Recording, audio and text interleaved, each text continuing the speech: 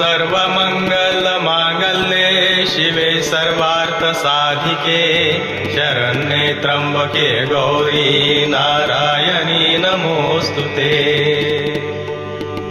ॐ ह्रीं क्लीं स्वमिन्नै नमः।